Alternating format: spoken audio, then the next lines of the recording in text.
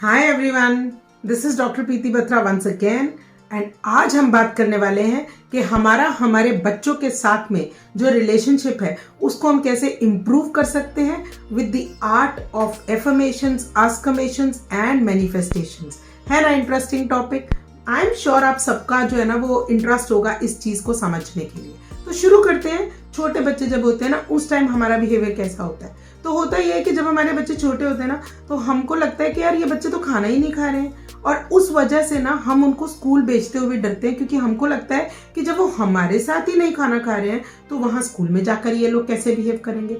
या फिर हम लोग जो है ना जब हम उनको बच्चों को लेके कहीं बाहर जाते हैं तो हम देखते हैं कि यार ये लोग तो इतने कॉन्फिडेंट ही नहीं है कि लोगों से बात कर सके, तो अगर वो मेरे सामने कॉन्फिडेंट नहीं है तो दूसरों के सामने कैसे होंगे।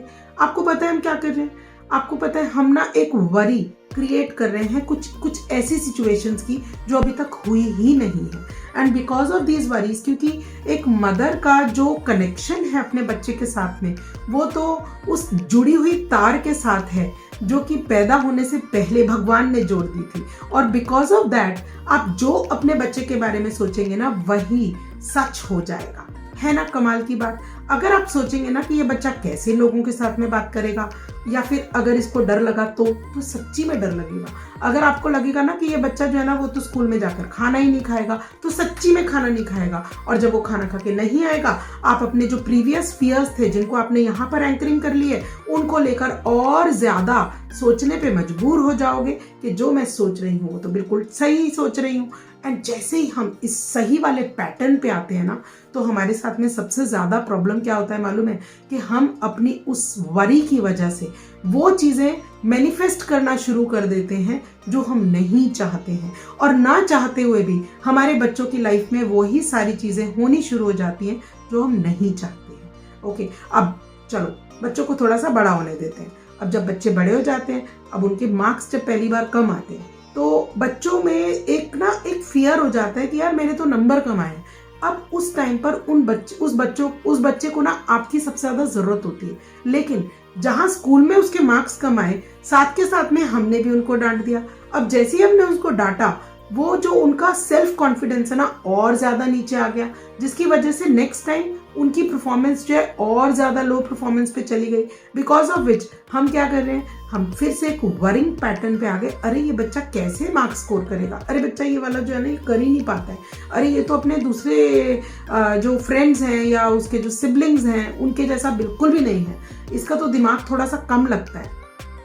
हम क्या कर रहे हैं? हम मैनिफेस्ट कर रहे हैं अपने बच्चों के लिए वो चीजें जो हमको नहीं चाहिए, और फिर होता क्या है, हमारा बच्चा देयर एंड देन और ज्यादा जो है ना डिप्राइव होना शुरू हो जाता है उन चीज़ों से जो चीज़ें वो नहीं डिजर्व करता, उनको जो चीज़ें वो डिजर्व करता है सॉरी, और वो चीज़ों के करीब जाना शुरू हो जाता है वो चीज़ें नहीं डिजर्व करता। इसकी एक छोटी सी स्टोरी अगर हम लेते हैं तो ये स्टोरी अबाउट आइंस्टाइन है कि जब आइंस्टाइन को एक लेटर दिया गया कि आप ये लेटर अपनी मम्मा को देना, और उस लेटर में ये बोला गया कि उस लेटर में ये लिखा था कि आपका बच्चा जो है वो मेंटली इतना अपस्किल नहीं है या मेंटली रिटार्डेड है, जिसकी वजह से ये स्कूल आपके बच्चे के लिए फिट नहीं है। ये लेटर जो है आइंस्टाइन ने जाके अपनी मम्मा को दे दिया, क्योंकि रीडिंग और राइटिंग में आइंस्टाइन को तो प्रॉब्लम थी, वो तो पढ़ ही नहीं सकते थे। इसीलिए जब वो लेटर उनकी मम्मा ने पढ़ा तो आइंस्टाइन ने उनसे पूछा कि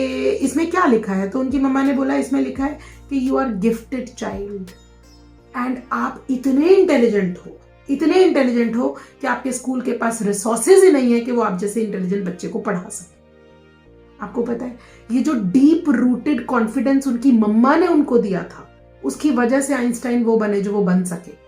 ओके, एंड हम क्या दे रहे हैं अपने बच्चे को? हम अपने बच्चे को ये डीप रूटेड कॉन्फिडेंस देने की बजाय डीप रूटेड फियर दे रहे हैं ऑफ नॉट परफॉर्मिंग वेल। अरे कोई फर्क नहीं पड़ता, आप ट्राई कीजिए उसको जो है ना बार बार उस कॉन्फिडेंस में लेके आने के लिए, and he will perform better. अब होता ये है कि यही बच्चा जब बड़ा हो जाता है ना, ही बिकम्स रिबेलियन, क्योंकि उसका मन ही नहीं कर रहा होता वो सब काम करने के लिए जिस काम के लिए हम या उसके स्कूल वाले उसको फोर्स कर रहे होते हैं। एंड दैट्स द रीजन उसका जो पूरा दिमाग और ध्यान है वो उन चीजों की ओर चला जाता है जो उसको उस टाइम के लिए जॉय दे रहे हैं। For example mobile phones. अब ये जो मोबाइल फोन्स की एडिक्शन उनको हो जाती है ना, उसके लिए भी हम उनको बार बार टोकना शुरू कर देते हैं। ऑब्वियसली वो हमको अपना दुश्मन समझने लगते हैं, बिकॉज उनका जो कंफर्ट जोन है ना, यानी कि जो उनका ब्रेन है ना, वो उनको बार बार उन सिचुएशंस की तरफ लेके जाता है जो सिचुएशंस उनको उन चीज़ों से परे ले जाती हैं जो चीज़ें आप चाहते हो कि वो करें। एंड बिकॉज ऑफ दैट, क्योंकि वो अपने कंफर्ट जोन में होते हैं, जैसे ही हम उन्हें डांटते हैं ना, उनको बहुत अनकंफर्टेबल फीलिंग आती है and they start retaliating to that. अब ये सारी चीज़ें तो शायद हम सबको मालूम है।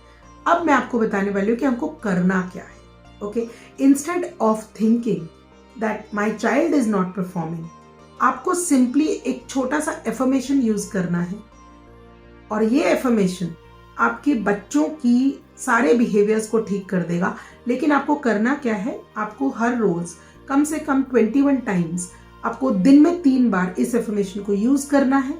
And in your subconscious mind you have to think good about your child, यानी कि वो कैसा भी परफॉर्म कर रहा है, कुछ भी कर रहा है, आपको उसके बारे में हमेशा अच्छा ही सोचना है, क्योंकि यार आप उसकी मम्मा हो, कोई और नहीं है।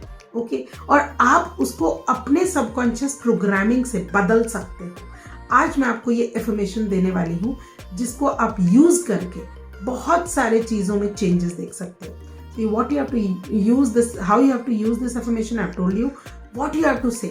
Please listen to this carefully, and if you want, you can pause this video and write this affirmation.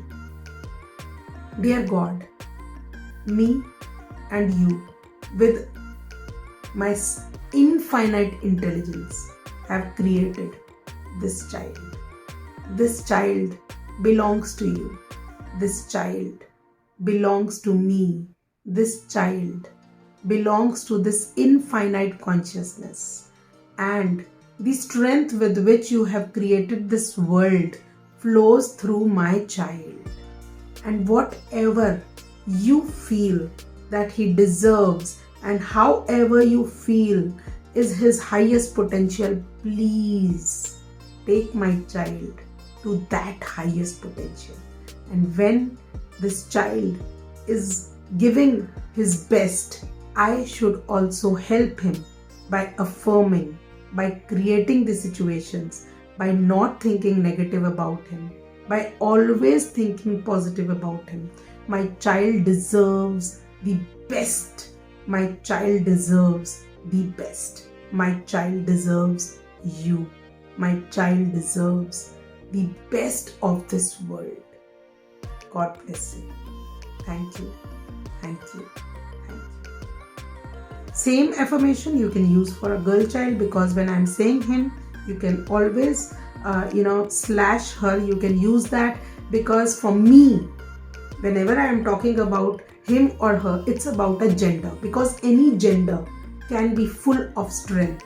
Whether you watch Dangal, अगर आप दंगल में गीता बबीता को देखते हैं, तो वो भी तो उसी स्ट्रेंथ से बनी थी ना। तो जब उस स्ट्रेंथ से, वो स्ट्रेंथ अगर एक वुमेन में आ सकती है, एक मैन में आ सकती है, कोई फर्क नहीं पड़ता। जेंडर तब तक इफेक्ट नहीं करता हमको जब तक हम उस जेंडर को यहाँ पर लेकर अपनी कमजोरी नहीं बना लेते। तो please make those strengthful situations for your life, for your child, so that he or she performs better in their life, because they deserve a great life. Thank you so much.